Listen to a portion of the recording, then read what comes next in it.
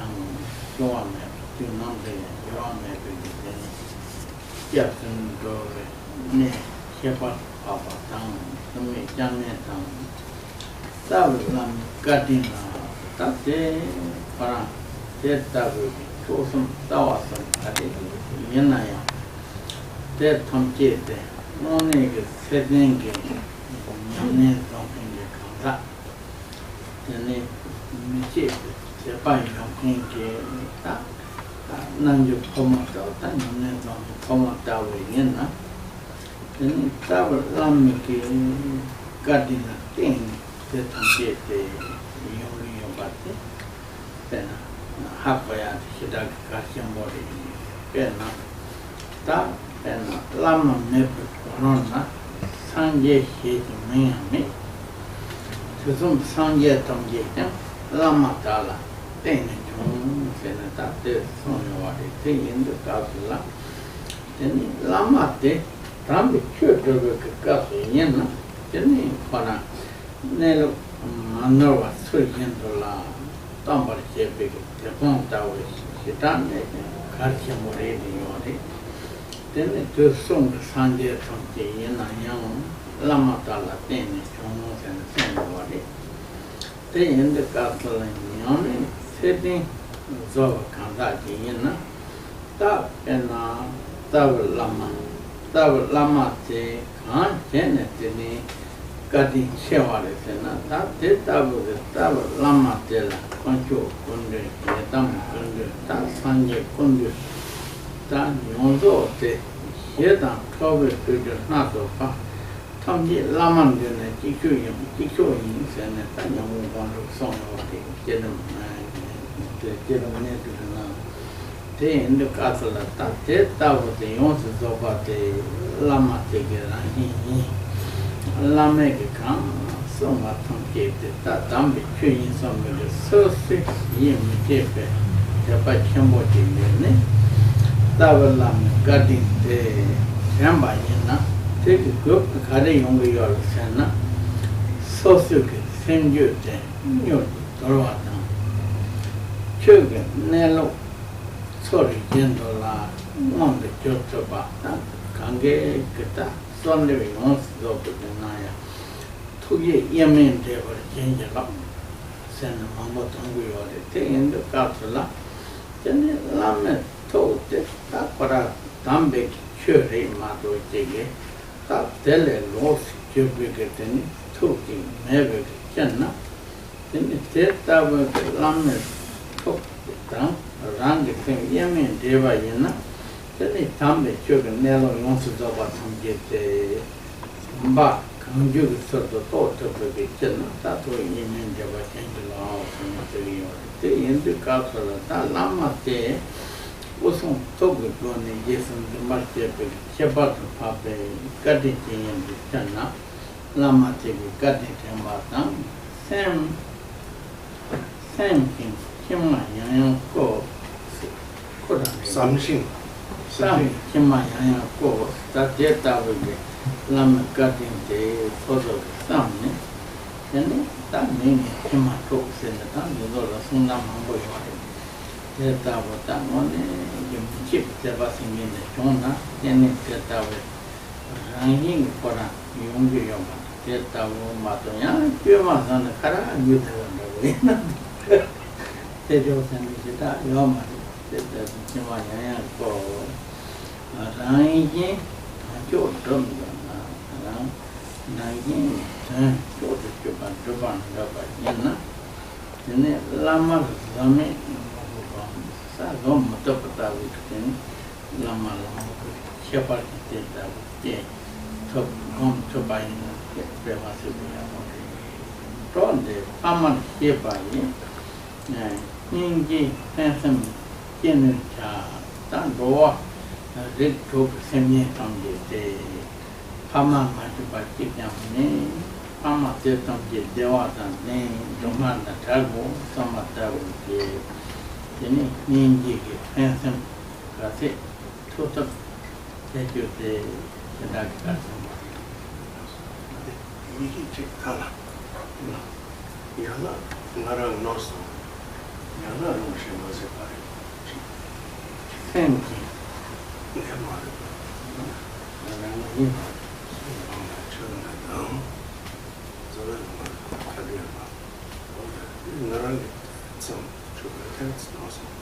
It's a way Lama cutting chains, it's a way Lama cutting chain, Lure, it's a way Lama run, a second, they cut it.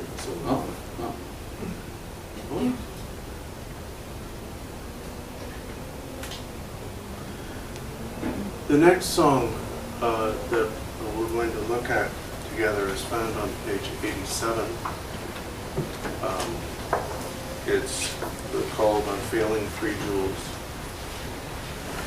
which means those are just the words with which it begins. Its subject is similar to that of the previous song, but it's expressed a little bit differently because those who requested it had different needs or expressed their needs differently.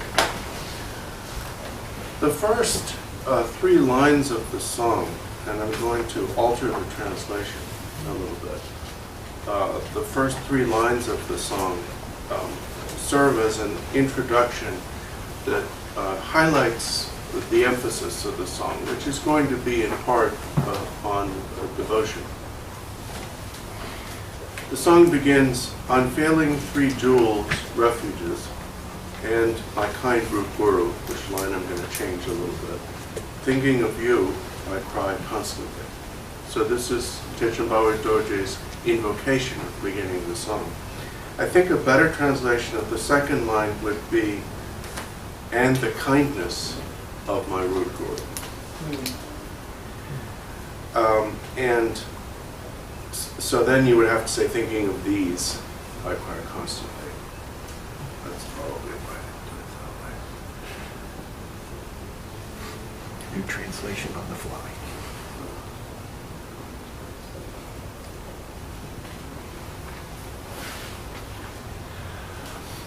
Now, the starting point of the Buddhist path, of course, is taking refuge in the Three Jewels. And the attitude which we cultivate through taking refuge repeatedly is confidence in the infallibility of the Buddha, his teachings, the Dhamma, and his representatives. But the essence of all of these is really found in the root Guru. And that is why the second line is so important.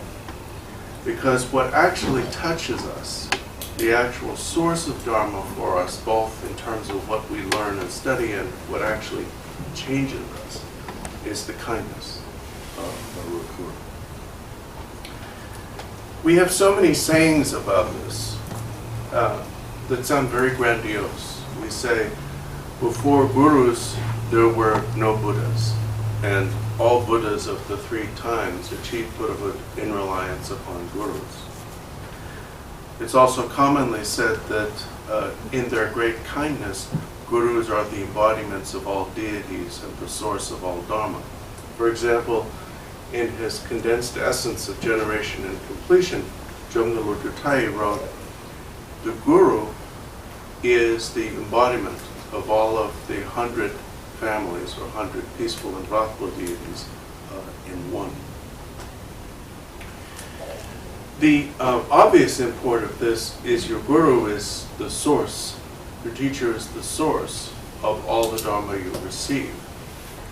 And therefore it is natural as this Dharma starts to change you, to benefit you, as you change as a result of it, to appreciate the great kindness of that Guru in giving you these teachings.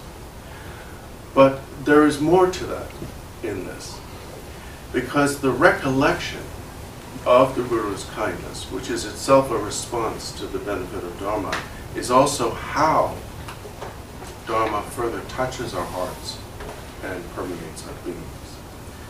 It is this attitude of the recollection and appreciation of the Guru's kindness that somehow softens our hearts and makes our hearts, so to speak, permeable to the wisdom of Dharma.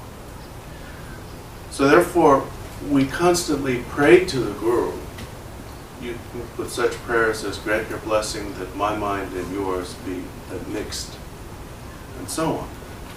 And the attitude of prayer or supplication is fundamentally this tremendous heartfelt appreciation, which he expresses in the third line when he says, thinking of these, thinking of the Three Jewels and his Guru's kindness, I cry constantly. The point here is not that we should be constantly in tears. Simply just sitting around crying constantly would not necessarily constitute spiritual development. The point is that the attitude of being overcome by appreciation, being softened by that appreciation, is the starting point for the what we would call the emotional changes that enable the path to take effect. Therefore, in the second part, we sort of divided it into stanzas. In the second part, the second stanza, Terchen Barway Dorje really describes what these emotional changes, what this softness are. And he identifies two aspects to it. The one is the devotion, of which he already wrote, but the second is compassion. And the implication of his putting these two in the same stanza is that these are two sides of, so to speak, the same coin. He says, if you want to accomplish the greatest good for yourself and others, so if your motivation is that bodhicitta motivation, then, in order to do that, meditate with unbearable devotion for your Guru. And to reinforce that motivation, he continues, knowing these beings to be your parents, knowing all beings to have been your parents, cultivate as much benevolent compassion as you can. Now, he specifies benevolent compassion because benevolence includes not only the compassion of wanting to end the suffering of others, but the overall benevolence that actively wants others to be happy. It's not just focused on the negative, but it's also focused on what you want for others in a positive sense as well.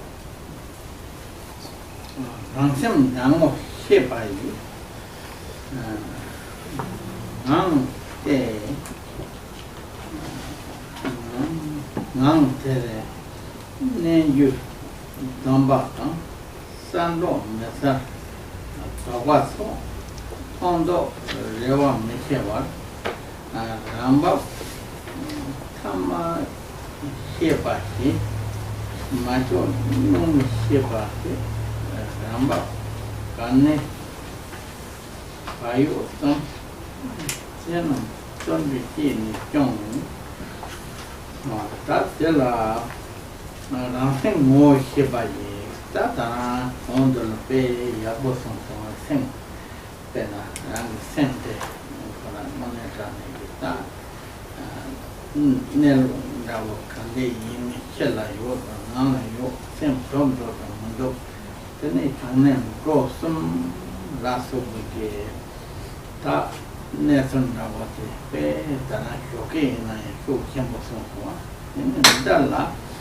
Ta sem singing de ta jatan ge kamapa sumbara no de song bari yapa mai yave kyama zik nepa mai honde konji ye ganda mai songyu onlam ta da sem chuni to ba chu sen song bari de indo ka ta sem singing de Kase mogo kase se je ba yana ya ta ma na so se je cho de moneta je cho de yana ya kase mogo kase je se je ba yana ya tene ta wa ni na ta kora top de yo ma to pa je kase yo ba yana tene yawa do sa ni chom den de ma se pa je ta wa ni Yung se bare ta yawa do pusan yomnen de ya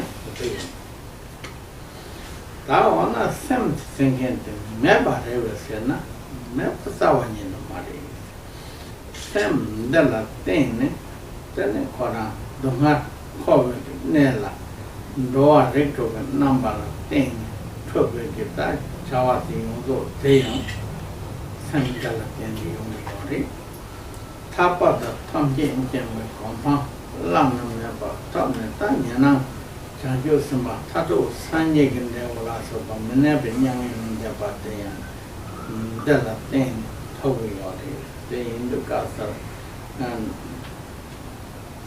Honda, you know, Yenda of the radio, sent the radio. That 10 days, you know, 10 years in Garda Rivers, then they take for a Sanjay, Tampa, Kitchen, draw rate of the nation, COVID nation, some draw thing, Gadamadi was Gadamadi, Sundu Umikalam, Tato Umikalam, short Cuba, Teneta, Teta, what the radio or Mato Jake, Tenet Tele, was Cuba Jake, that Sanjay, Sampton Derry, Koala, Chamia, Sampton Derry, Shepata, Tate, Bani, Mari. Tandika Semkan, Yimba taken, Nello, want to kill you with Capsula, young topic, Tato can never talk with your Koala, Marik Palatin, turned over the Capsula, then they put on Tampa, jumped over your mother, Jake. That's when you Omega Lam, Tatu wonder what it and there your that's the death in the song what it is. They in the Capsula, then you send it. That I was money, ship by one.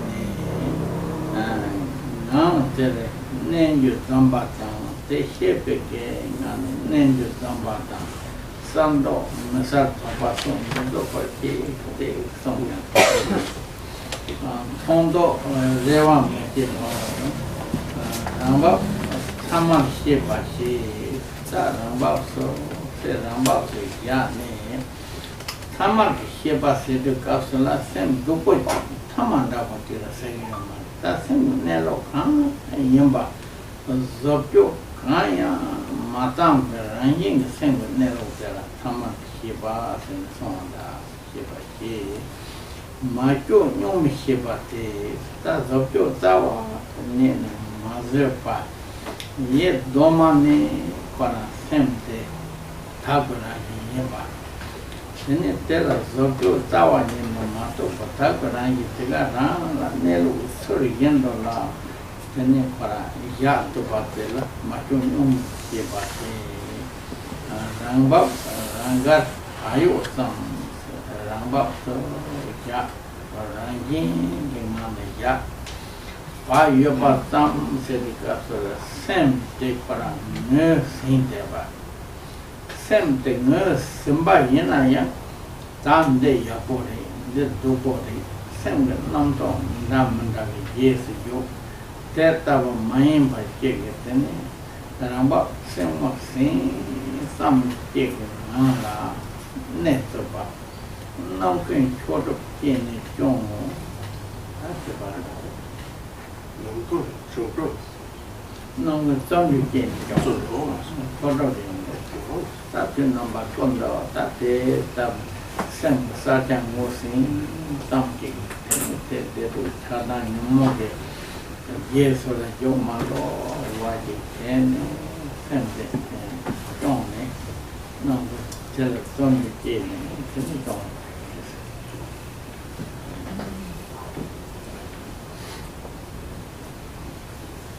Next, the song turns in the next two stanzas to the same process of meditation that was described in the previous song, but here it's expressed with a slightly different emphasis, which should help to give some perspective on the instructions which are contained in both songs. The first line of this section says, when your mind recognizes itself. Now this simply summarizes all of the process of gaining that recognition by the mind of itself, initially through the analytical meditations of origin, location, and destination, search for the mind and the mind's attributes, and so on. So there is an assumption in this instruction, presumably based upon the prior training of those who requested it, that this analytical meditation has already been pursued, culminating in the mind's ascertainment of itself. Now, previously, we saw this morning that the mind's ascertainment of itself involves the transcendence of the assumptions we make about the mind's existence. There is a commonly cited quotation from the aspiration of the Mahamudra of True Meaning by the third Gyamtso Karmapa, Bardor Dorje, that refers to this, to what one discovers. And he says, it does not exist, or you could sometimes translate that as it is not something, and is not seen even by victors, by Buddhas. It is not nothing, or you could say it does not exist, and is the basis of all samsara and nirvana. This is not a contradiction. This is the path, the middle path, the middle way of unity. Now, implicit in these instructions and the quotation from the third Gyamtso Karmapa is that we can search for our minds. We can scrutinize our minds. These instructions are not asking us to do something that is beyond our capacity. And the reason for this is simply that our minds have the ability to know themselves. They cannot see themselves as an object. There is no object to see in the mind. But the mind can be aware of itself. That is one of the mind's abilities. Therefore, through exhaustive search, through exhaustive scrutiny, we can discover what the mind is, simply because your mind is not concealed from you. But when you pursue this scrutiny to where you have exhausted all assumptions, you discover that there is no mind to be, that you can say is this or that, is something, and therefore exists. And it's not seen. And the citation here of the experience of Buddhas is, even Buddhas don't see a thing called mind. So we're not going to. But at the same time, it is an equally incorrect assumption or belief to say that the mind does not exist, or that it's nothing. Because the mind is the ground of all samsara and nirvana. Now, ground here means it is where samsara and nirvana happen. Samsara and nirvana happen in a being's mind, a person's mind. So you can't say that the mind is nothing, because we do experience samsara and nirvana. And then the Karmapa addresses the possibility that this is simply the glib use of contradiction. You say it's not something, it's not nothing, or it doesn't exist, neither exists nor it doesn't exist. This is not a contradiction. It's pointing out the true path, which is self-recognition, the mind recognizing itself beyond ideas, the ideas of existence and non-existence, of something and nothing. And therefore, because the mind is in what it really is beyond such ideas or concepts, it is also, while the ground of samsara and nirvana, it can't really be divided into them. Rinpoche said it's not the case that there is a samsaric mind and a separate nirvanic mind. When the mind does not recognize itself, that is samsara. When the mind recognizes itself, that is nirvana. So that is the meaning of this first line, when your mind recognizes itself. In the next three lines correspond to the section in the previous song that we called correction, or the correction of problems. And there are essentially three don'ts here. And the don'ts, not to be negative, but the don'ts have to come before the do's.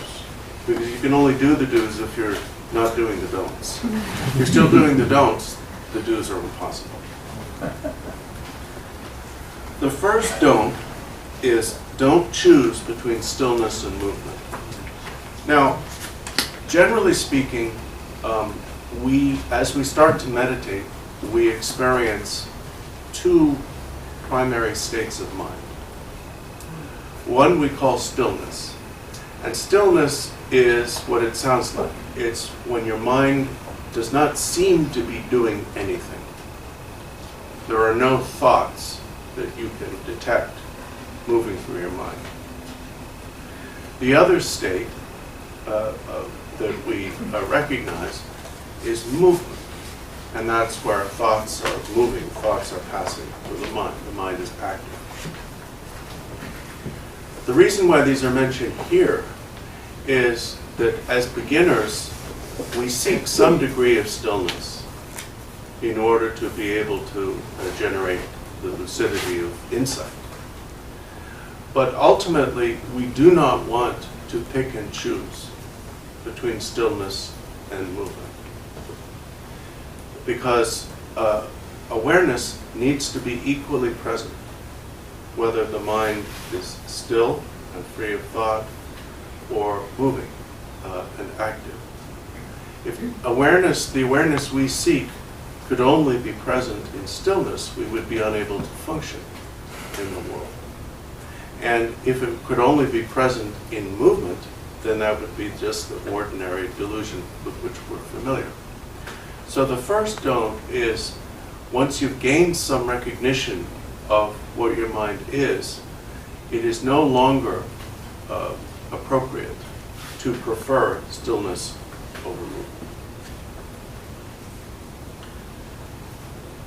The second don't is don't hope for clarity and fear obscurity.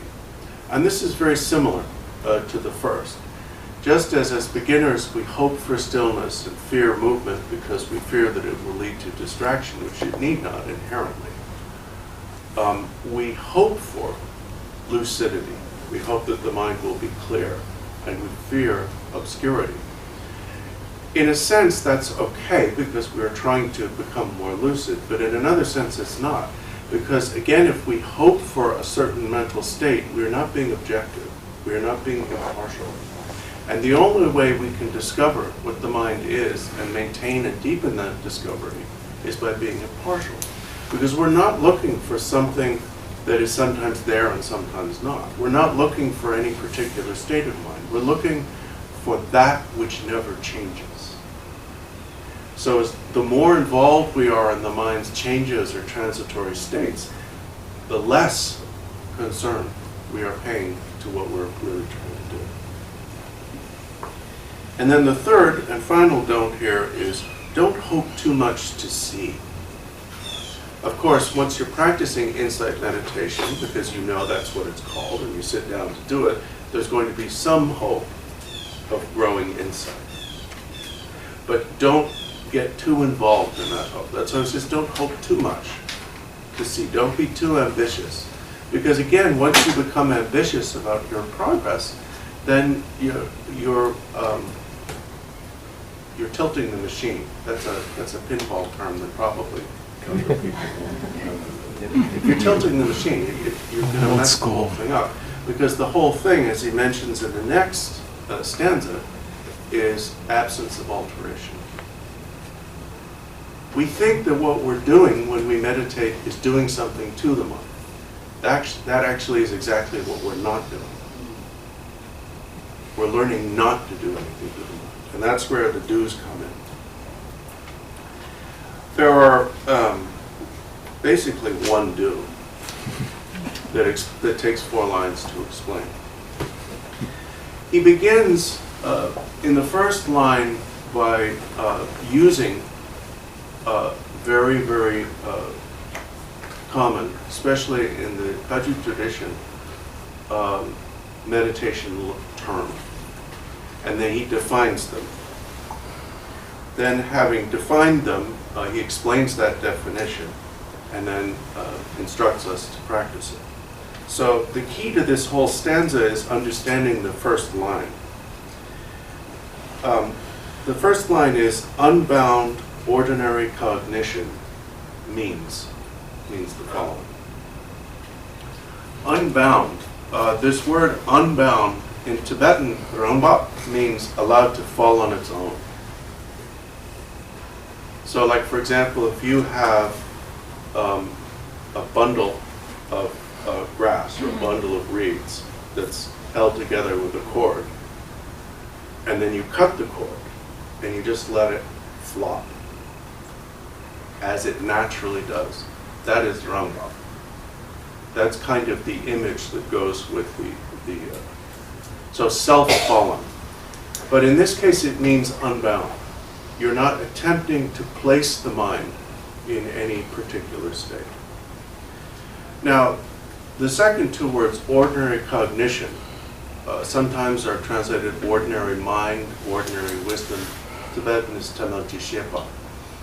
This is one of the most important terms for us, and we have to be careful in understanding it because this word ordinary is often used pejoratively. For example, in the previous song where it said, don't let your body, speech, and mind become ordinary. That was a bad ordinary. This is an excellent ordinary, but it's still ordinary. Because it means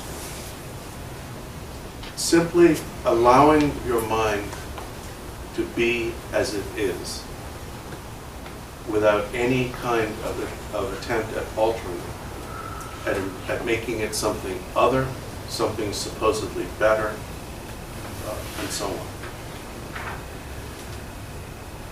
So he defines it. He says, unbound ordinary cognition means unaltered natural cognition. That initial definition, of course, only changes the first two words. But these are important synonyms. He uses unaltered as a synonym for unbound. Unaltered, which we find, for example, in our lineage supplication, is a very important term because it means that we are not attempting to change the mind. We want to discover that in the mind which cannot and does not change. So any effort at alteration is pointless. Natural here has the same connotation as ordinary. But natural means that it is not cranked up. It is not something we create. It is not something we develop. It's already there. And cognition here means awareness, the mind. The Tibetan word is sheba, just knowing, the ability to experience. And then he defines this further, saying it is unbound, so it is allowed to fall freely, left to itself, not disturbed, not micromanaged, not interfered with, through mere presence. So the actual instruction here is to maintain merely being present. And being present here means not being distracted by thinking of the past, including the previous thought, not beckoning the future by thinking of the future or waiting for a subsequent thought, and not conceptualizing the present, but simply experiencing it directly. So in this case, that is the key, that mere presence, mere because that's all you're doing, is the key to allowing your mind, without alteration and naturally, to maintain an awareness of itself. And then he concludes this stanza saying, cultivate this through constant diligence. In other words, cultivate this in all situations and ways. In meditation, in post-meditation, at every opportunity.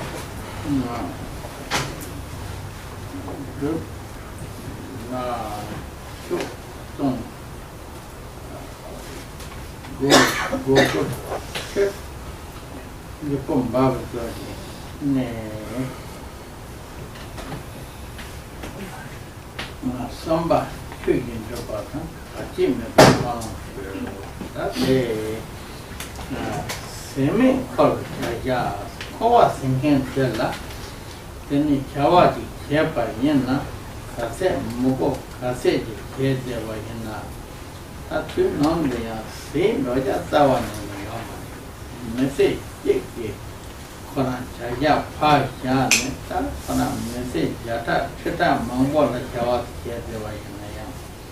Same Royam Yawati, saying the Kasala, semi college, Chagas again Tella, then Jumne Mepa, Shiki last, that Jun Nanda and Sargi Mepa. Migi Mepa Shepa Kila, Shenja Pangala, that data will be Java to me. Shenja, the Tawa Yin, Pang to buy, that they come to the avoid. Chulan, Debbie, in the that Tampeke, Chula, then in Dobby, Goni, so in the game, then the Church Cate, Yanaya. Drop nothing to your body. De la tad, Jimmy Pang, that the Pala, Tad, Koa Toma Mepa, Tamatanda, Togo Padula, Koan de la Kogo at the Ganga, the big girl at the end of the Jane look out to that, that will be Then the part that go in a do number Yaboki thing that will let you number Noah, some of that will be one and they la tate in the pond.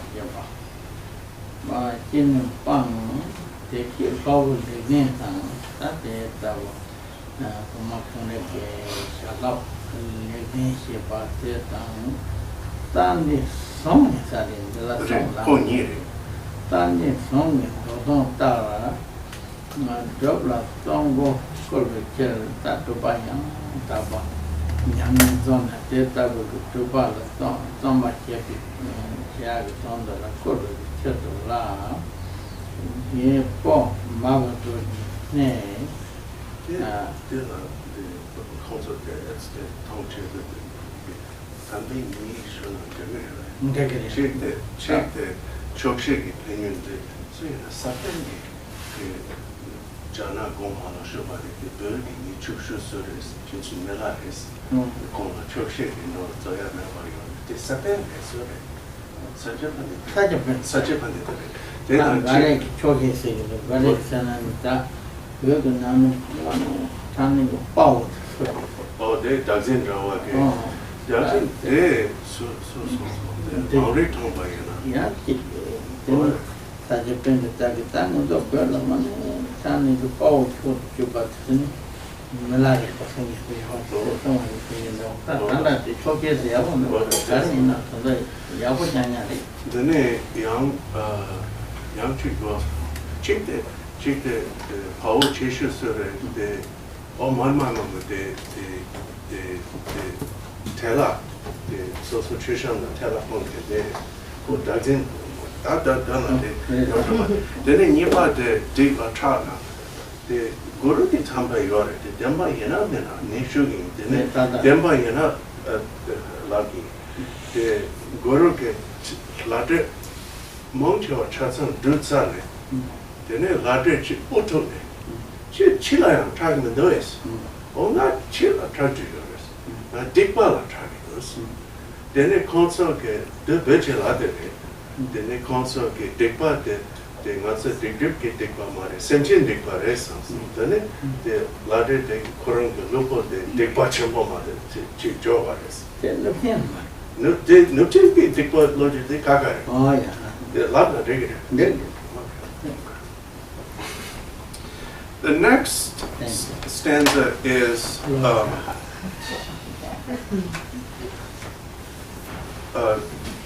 generic advice that sort of forms the end cap to the song.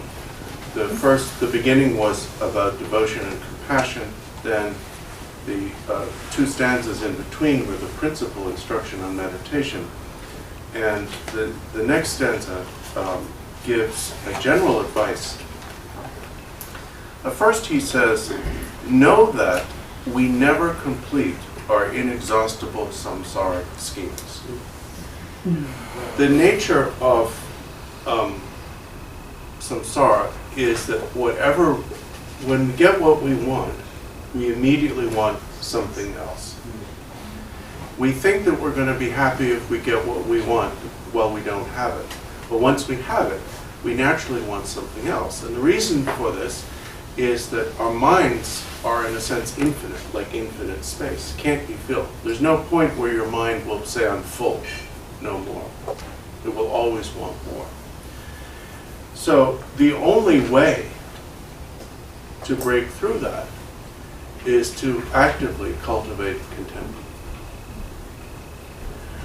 And so he says it's best to let go of craving. And the word he uses for let go means to really expunge, to eradicate a craving. But you can't eradicate craving by demonizing it and getting rid of it. You eradicate it by making it irrelevant. And craving becomes irrelevant through contentment. There is a story that when the great Sakya Pandita met the Emperor of China, the Emperor asked him several questions about prominent Tibetans of their time, and he said, who is the richest man in Tibet? And Sakya Pandita said, well, probably the richest person ever in Tibetan history was Milarepa, because he owned the infinite wealth of contentment. Now, Milarepa's poverty was such that he didn't even have enough cloth to be decent, but he never lacked contentment. The next line says, if you want Dharma, have fortitude. If you want to develop spiritually, then you need to be able to go through the process, to put up with the process in diligence. And then the last line of this section says, fear wrongdoing. Give it up as much as you can. Now, normally, these songs say don't hope, don't fear, and so on. But the one thing that we're advised to fear is doing wrong. Or as Harvey Keitel put it in The Bad Sergeant, I've done bad things, doing bad things. Because we come to fear it once we realize what it's going to do to us. That we can't keep on doing the same thing and expecting things to go better. So the way that we learn to fear wrongdoing and give it up as much as we can is simply through calling on our own experience, assessing what the things that we know we've done that were harmful to others and so on, what effect they've had, eventually, even on us. And the basic fact about wrongdoing is it never turns out well. Rinpoche said about this line, wrongdoing is never good company. It may look like good company, but when you keep company with doing the wrong thing, eventually it gets really unpleasant. There is a story about this. It could be apocryphal, but it'll keep you awake. That when Guru Rinpoche, when Guru Padmasambhava was in Tibet and had either kind of attracted to his aid or somehow vanquished all of the somewhat turbulent spirits of that land.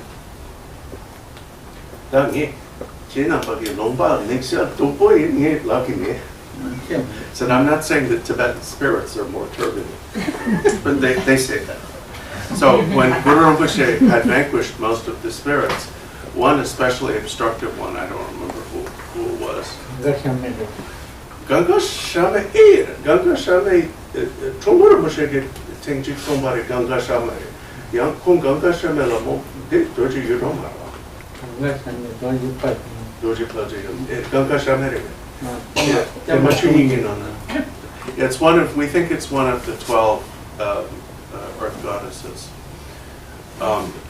And anyway, this being was becoming very desperate. She was trying to kill him with lightning, kill him with landslides and rock slides and avalanches and things, and nothing was quite doing it.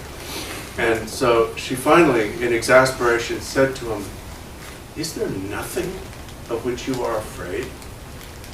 And he said, "Oh, yes, madam. I fear something terribly." And she said, "Well, tell me what it is." And he said, "I fear wrongdoing." The problem was, her problem, that she was, and this is why it may be apocryphal, because it's almost like pundits in this story. The problem was that as a Tibetan spirit, of course, and they were communicating in some form of Tibetan, the word wrongdoing in Tibetan is the same word as scorpion.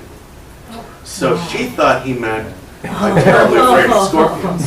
So she turned herself into a big scorpion, and he threw her into a boiling lake, and then she was just a skeleton. She's now on our side. But, it sounded nice enough when I was thinking of it, but when you say it, it sounds kind of a little rough. But so wrongdoing is worthy of fear. So then the song concludes with its colophon. This was written by old Barway Dorje for the disciples Legden and Tundrin to encourage diligent accomplishment. I offer my aspiration that your thoughts accord with Dharma and that you be without obstacles.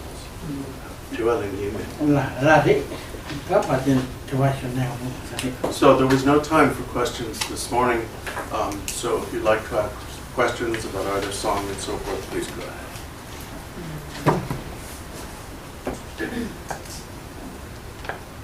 Yes? Thank you, Rinpoche. I need clarity. I heard a sentence that talked about mind awareness, you know, and the idea that the mind is of itself. Then I got lost. The mind is of itself aware, the observer. So,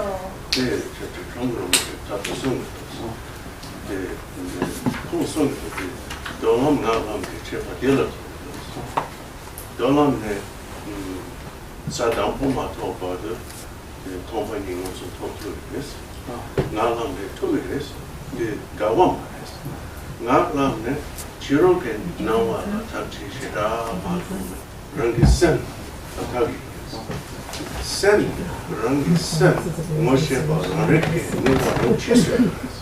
They end up send it, soso ge send this, soso la gatnos, so this is the easiest way to explain this is the way that Trungurch has explained it.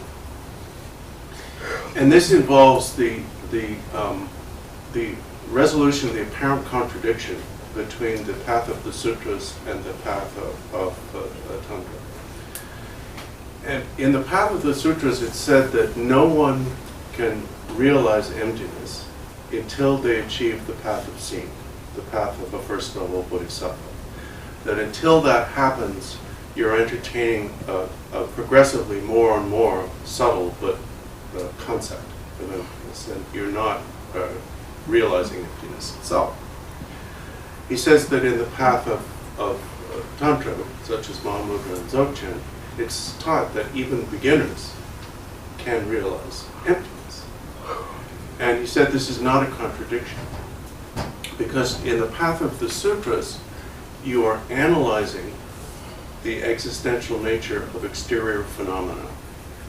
And one cannot, until the path of seeing, directly see the emptiness of external phenomena.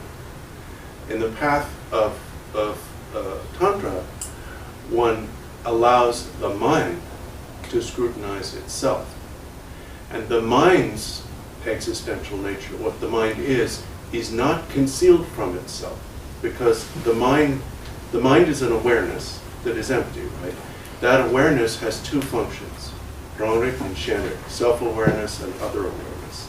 Your mind can be aware of things, and your mind can be aware of itself. That's not a highfalutin thing. It's just something the mind can do. He says that because of that, the mind can see its own nature.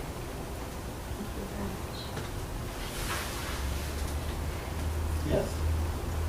I have a question on this morning's song. It says to cultivate devotion and unbearable compassion. Yes. Whenever it says unbearable compassion, is that sort of the same way that we talked about, like the tremendous heartfelt appreciation, that kind of unbearable? Ngādrō ke sōngō nāne zūme nīnjē sōngō, semchē lō zūme nīnjē gōngō sō. Zōpa mepe nīnjē kāna sāgī wāi? Zōpa mepe nīnjē sēnā tā, sōsō ke tā, semchē tēke, nōhāt tōng yōngi kāpsi lā, tēne zō tsāng mūtupa, tēne zōpa mepe yōngi. Zō kārī yīnā tēke zō yāle mātō tēke, zō tsāng mūtupa nīnjē, kia tēne nāgu yōde, tēne 로이트 캬타고요. 그래. 미신 파비아에도 때문에야 yanda de de chen ya ba ta bo lu bo che ka ri sa li de正式的啊是哦这种看那工作上说家的今天咱们给我建的公园的那个上这个大一多这个答案就告诉了他的现在这个叫什么这个叫什么叫什么叫什么这里这大卫的身体人类的呢什么The answer is in two parts. The actual answer is very short, and then he told a story which I'd have to give you the full thing.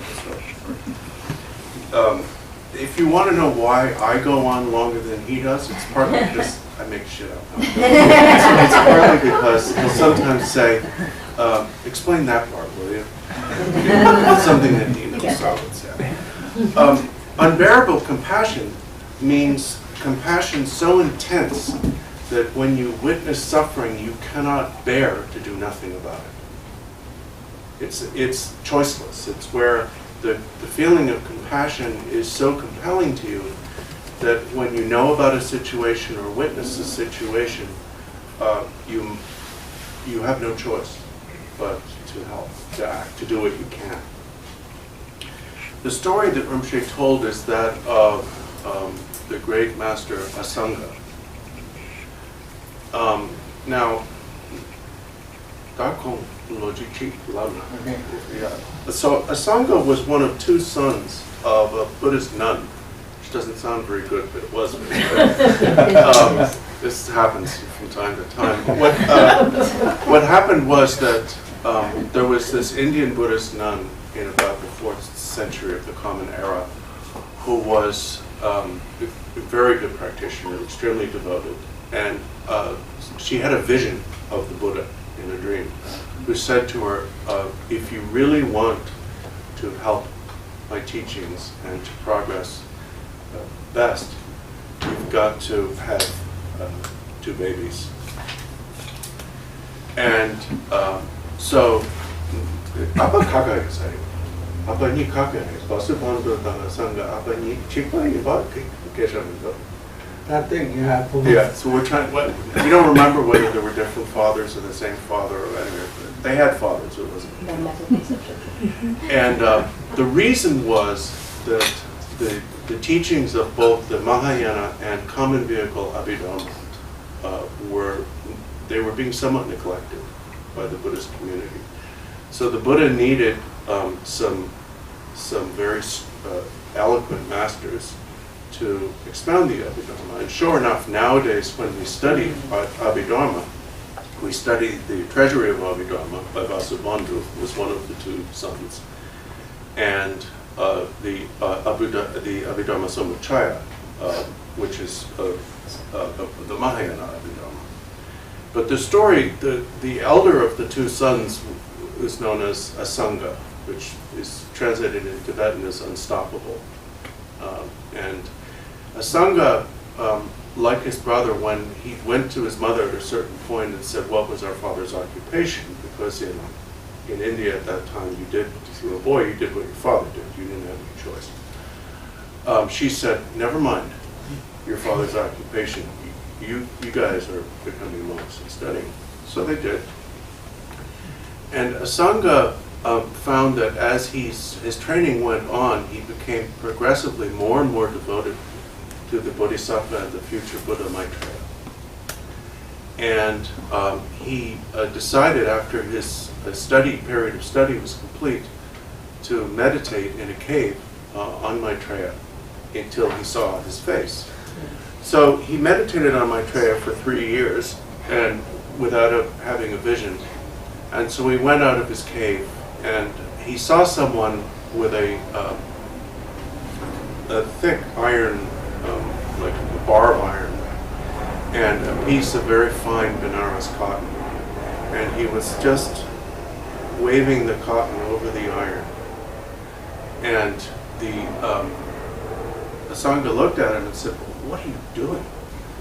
And the man said, oh, I'm filing this iron down to make a needle. which Asanga realized was a message, get back in that cave. Be more patient. So he did another 3 years, and then he got discouraged again, and he came out and he saw somebody doing something like that, and then another 3 years and another. And at the end of 12 years, he said, okay, that's it.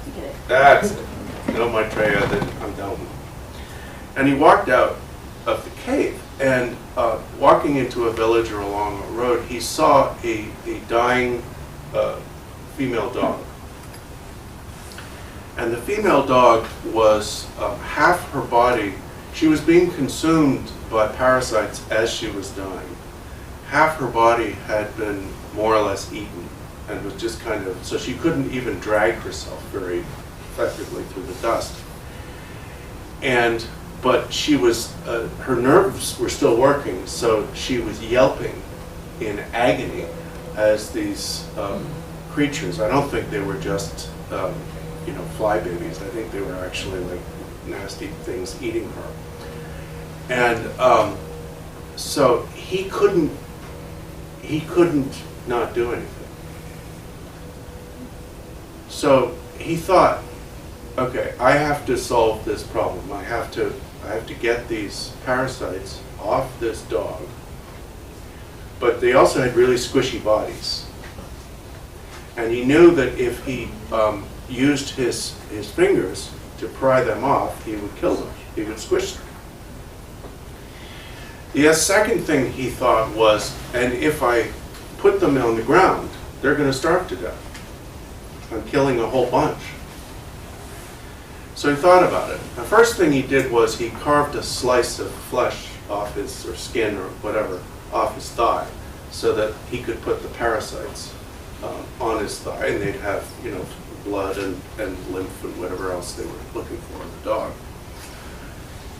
And then he realized that, I'm going to have to remove them with my tongue.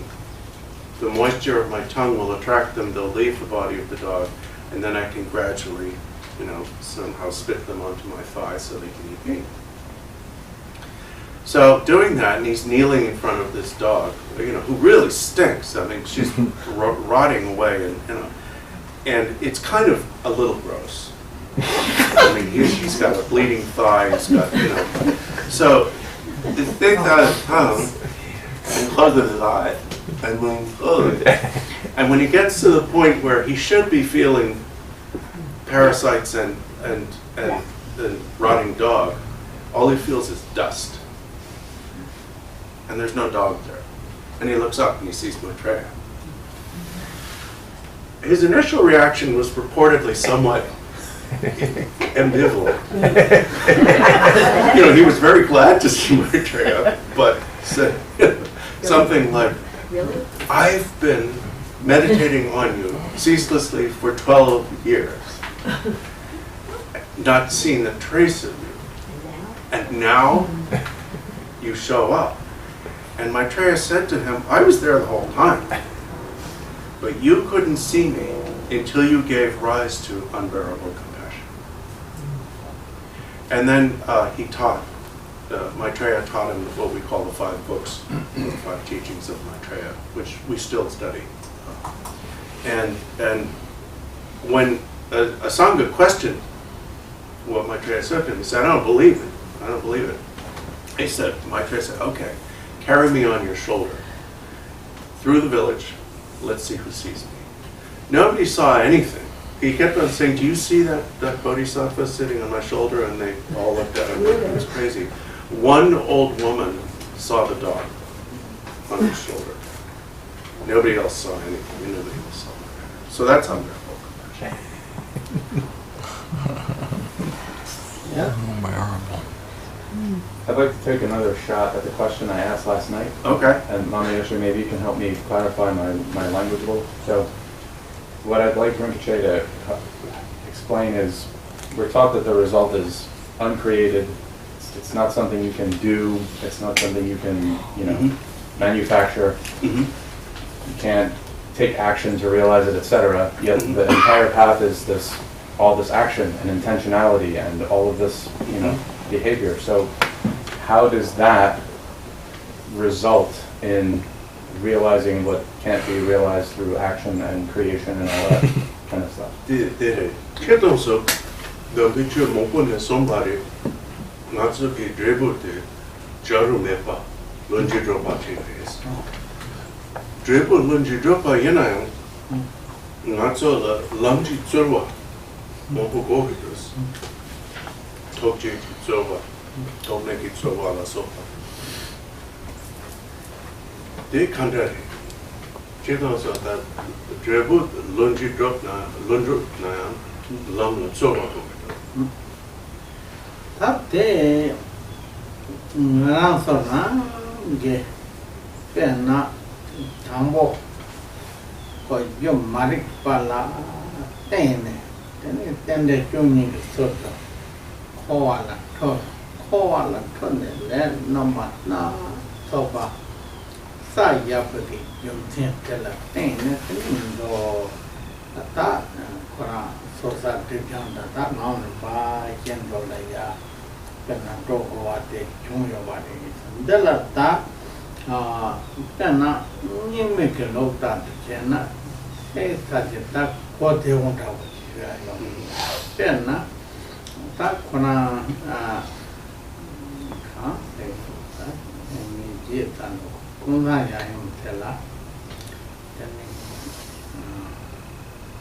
예상제바 예상제바 생기게 배나 이해네 담보 내롱다고데 거다 성용되네 단 코알라 그마고 박 라인킹 때문에 거로 상제 송한다고 때 예상제바 다 공사야용다고特色有的，阳上也把这用的，但我那上到我建议那样，到旁上边的那路了，他在工作也用的方法，他也跟俺说的就要这些，你那样，也那平时要嘛的，但花的了就没有把了点那样的，样都出上的了点呢，以前呢，我那我就走呢，但可能说再有就把样的。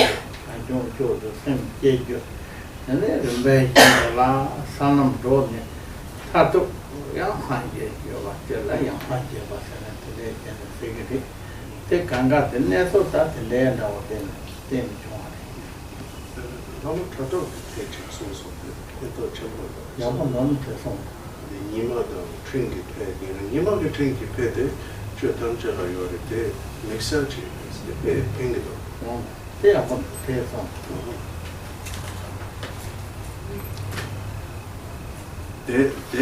They should lumji chip on tips case I go. Did you go? There is a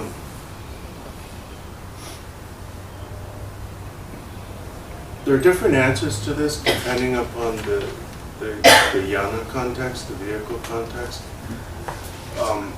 The general answer that's applicable to all Buddhist traditions and approaches is that ignorance needn't have happened. Ignorance is not inherent in the mind.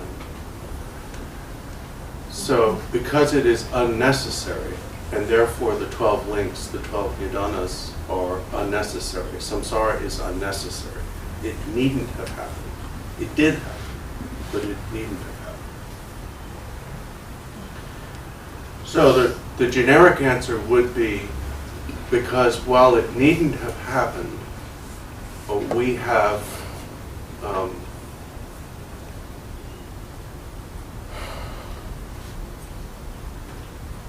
obscured ourselves through a lack of recognition. And that obscuration, therefore, has to be overcome. The fruition is spontaneously or already present, in that what we are discovering is already there and has always been there and is unchanging. But what conceals it still has to be removed. That's the generic answer. Another way Rinpoche said that is easy to understand it is the what's called the primordial liberation of Samantabhadra. And in that context, a distinction is made between two types of awakening or Buddhahood. What's called original Buddhahood and what's called subsequent Buddhahood. Samantabhadra, father and mother, never strayed into samsara, and therefore he, they, or it, whatever you want to think of that as, was always Buddha, has always been Buddha. Although we are no different than he, them, or it, we have strayed, and of course there are details to how we strayed and so on, and therefore we have to achieve awakening, the same primordial awakening, but we're achieving it subsequent. Another way to look at it that is particular to the Mahamudra and Dzogchen traditions, that's very helpful, is kind of a refinement of the usual analogy of the sun and the clouds. The usual analogy is that Buddha nature, which in and of itself is identical to the fruition, or is what is discovered as the fruition, is like the sun. And the veils that obscure it are like the clouds. And so we don't have to create the sun, but we do have to remove the clouds. That's again, the generic. The explanation that's specific to Mahamudra and Dzogchen is that what makes those two paths unique is that in those paths, the sun's self-recognition generates sufficient heat and light to burn away the clouds. And that the obscurations or veils are removed through the force of the sun's brilliance itself. Can I follow up on that? Sure. So in that context, in a Mahamudra Dzogchen context, would you say, like you could broadly divide that path into two? There's some portion of the path through which we're somehow working to get that initial glimpse, and all of that activity is to bring about that glimpse, and then subsequent to that, it's all about to familiarize with that glimpse. Would that be accurate? Chakchen Dzogchen ge lam ge wanda se na Jambo ge so Sakchen ge Rampal ge kone kale sem ngo she pa ta sem ngo she tsa ne ni ngishi gomba la tene sem ngo she pa de ding job pa de lam cha so de la dugi ta cha so do yo la so then na so serap so ge zondu so ge de jon ra ne ge yo ma to jing me yon so jing de la ba na te se ka le ka ko yo ne then mo ma san ne jon ne de ka so la to nyam in the position yo de kona de ge no ti de to ne so no na so kyo da o tende chen ngo ne ge mo me jang ba kwang da song ne ne kona tu so da ma song na ta me cho da wo de yo na then we could do something on the car so that you could talk about that draw thing to the end of that it's not always necessary that there be those two phases or those two kind of steps or stages. In general, of course, you're correct, but there are exceptions to that. The first one spoken of in the Buddhist tradition, or at least in the Vajrayana tradition, is King Indrabhuti. This would be Indrabhuti the first, who was the Buddha's disciple. And what happened with, he knows the story. Do you want me to tell the story anyway? The Indrabhuti story? We have stories. All right. Yeah. So at the time, according to most sources, at the time when the Buddha was primarily presenting the common vehicle and not yet emphasizing the Mahayana, there was a king of what most people think of as the Swat, province of Swat, now in Pakistan. It's in Pakistan, right? Yeah, not Afghanistan, I mixed up. And which was at that time part of the Buddhist world. And the king had heard about this tremendous teacher called the Buddha or Tathagata. And he invited him. And sometimes they'll say he invited him miraculously and so on. One version of it has he's standing on the roof of his palace chatting with one of his ministers, and he sees what he thinks are gold birds, yellow birds flying through the sky. And he says, I've never seen birds like that around here. What species are they? He says, those are not birds, Your Majesty. That's the Buddha and his retinue of arhats. They must be going from one place to place. They do that all the time. Don't be disturbed. And so he said, well, who is this guy? And what's, and so the minister explained it, and he said, well, can I invite him? And so he said, well, he'll have lunch, and then he'll teach after lunch. And so if you set out a great, appropriate meal or feast, with the thought that the Buddha and his Sangha of Arhats enjoy it, then they'll probably show up. So that's what he did, and the Buddha came. And the Buddha, they ate their lunch. The Buddha's, being the Buddha, very majestic but well-behaved. And he gives a sermon after lunch and expounds the Four Noble Truths, and especially the importance of relinquishing mundane attachments. And after the Buddha's finished teaching and has recited the dedication and so on, then Indrabhuti rises from his seat and approaches the Buddha and says to him, Tathagata, or,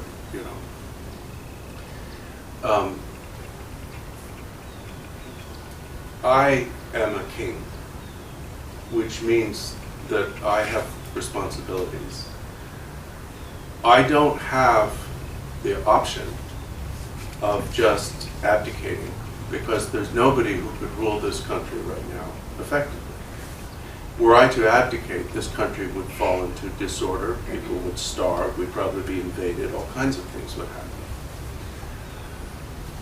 So if you have a means of practice that does not involve me leaving my palace and wearing rags and shaving my head and not seeing my counsel and making decisions, then please tell me. Otherwise, thank you, I enjoy meeting you.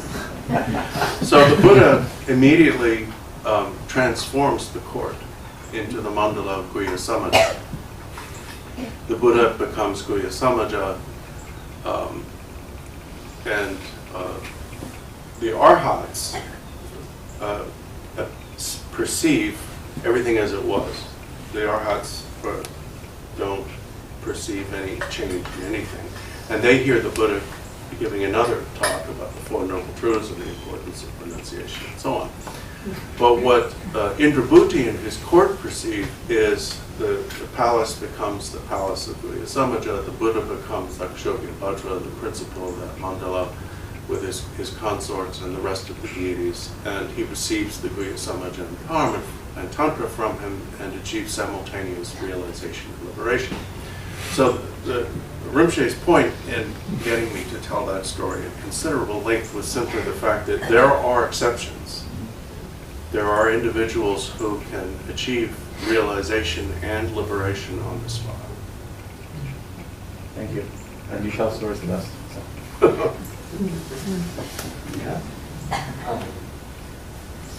Mingyur Rinpoche in his recent book wrote about the gap between thoughts, mind and gap. Yes. I understood that to be non-conceptual. Yes. Here, Barway Dorje refers to non-conceptuality being like a distraction. Well, there's non-conceptuality. Yeshe Mingyur Rinpoche ke nanta sapa nana sompa ke de kason yeshua de nanta nije batsamra ritva jambasha de dela so de napa de topa yeshe mune ke napa de topa samte de topa nyam samte de sompa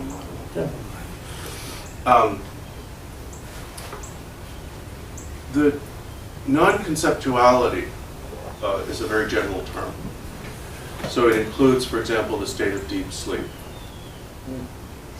which is normally not a state of wisdom. And it also includes meditation experiences where you experience a degree of non-conceptuality that is unprecedented. Now, in the case of the 3 meditation experiences that Rinpoche described this morning, they're all overwhelming to the practitioner because they've never experienced anything like that before. But that doesn't mean that they're that great. What Mingyur Rinpoche is talking about in his book is the fact that in between 2 thoughts, the gap contains the potential for the recognition of pure awareness. What he calls pure awareness.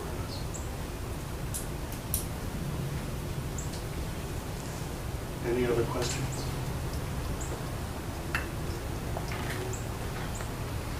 Yeah. I had a dream. Don't roll your eyes. It's too late, right? I've only been around you for less than 24 hours this time, and I've already gotten faster. So in my dream, I was talking to you, Yeshe, and I said, have you thought about writing your autobiography? And then when I was awake, I realized that was also a question for you, Rinpoche, and the reason I think I latched onto this idea is when I was in college, we studied culture change, and one of the papers I wrote was about how Guru Rinpoche brought Buddhism to Tibet and it changed the whole culture. And I think you two are involved with bringing Buddhism to a new country. So I think it would be very interesting for people to have your take on how this has worked, what hasn't worked, your experiences in doing that. It would be something very selfishly that I would be interested in reading. So I'm just putting that out there. Mene, namo morang milam na ngarang na lapson. Che loja chikre as the milam tonwise. Then in milam ne sepe kasa pacha ke Yeshe Gyamtso yin samara go Bardor Tulku Rinpoche go pade peres. Then the pacha ke the Bardor Tulku ke the nupcho la pepa da nupcho la chu dawa ke namka chikre na the more gagaris me mobola temsaris. There you go. Lassa. Good idea.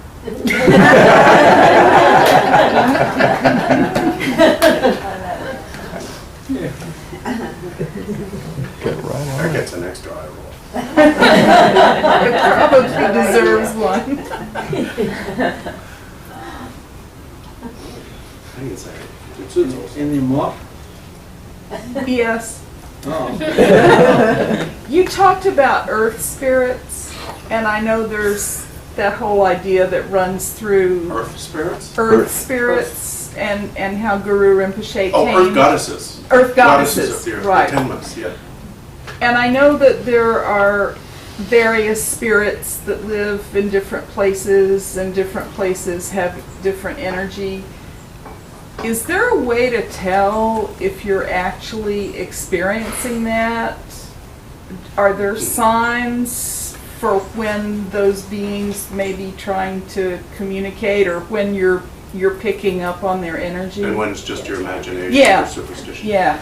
The Roloche ke the Tenma ke ko la loje soma. Then I agenda the name of the Chulok de la de ke chamobodos. That you know so the la de mercer tongen mena. Then the so ke zonang dramanda mombo jongwa and ne sapachi la drona zonang dramanda mombo jona la de ke shotro la Java yanam rangi namtok sam yanam hako ke tapur. After one time, so social get power. monatan so single the pencil chamboy penata net and the cabal and the level capsula. Then the bear massive party so I keep the bomb movie. Some down show chambo janky. And then that was your buying, and then net taken up. Lama so we cannot in the way. I am such a ganda and then Namda Chimbo, so am my deep Magawa. And they go on, and then Nam that you will. They in the castle of fall in a dial. Basically, you have to look at your feelings.